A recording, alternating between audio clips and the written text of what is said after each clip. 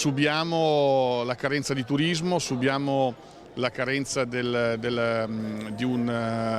soluzioni che possano in qualche modo attenuare la grave crisi che si è abbattuta sui trasporti e sul trasporto aereo. Il trasporto aereo ha subito e subirà ancora a lungo gravissime ripercussioni a causa della pandemia.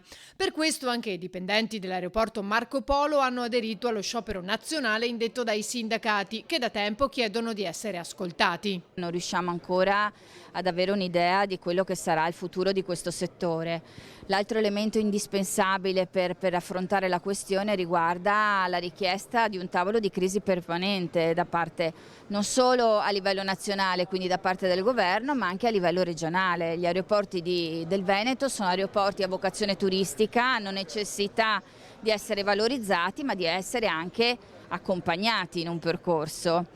Noi abbiamo fatto richiesta alla Regione Veneto ancora qualche mese fa di attivare una cabina di regia che andasse appunto proprio a fare questo, ma non abbiamo avuto nessun tipo di risposta. Insieme al turismo, il settore aeroportuale è tra i più produttivi colpiti dal Paese e tra le varie richieste dei sindacati anche quella di trovare una soluzione definitiva per la vertenza Alitalia-ITA. Il governo deve avere un ruolo attivo in questa trattativa, non può sottrarsi nel discuterla, non possiamo pensare di fare una compagnia di bandiera che ha le dimensioni di un aerotaxi e è gestita con i soldi pubblici.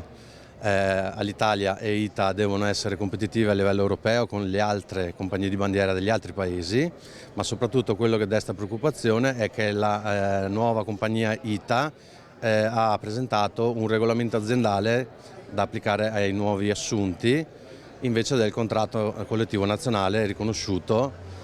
Questo, se dovesse essere permesso, desta preoccupazione sul tutto il comparto del trasporto aereo, perché evidentemente poi avrebbe messo in discussione quello che sono state le lotte sindacali per ottenere un contratto nazionale di riferimento.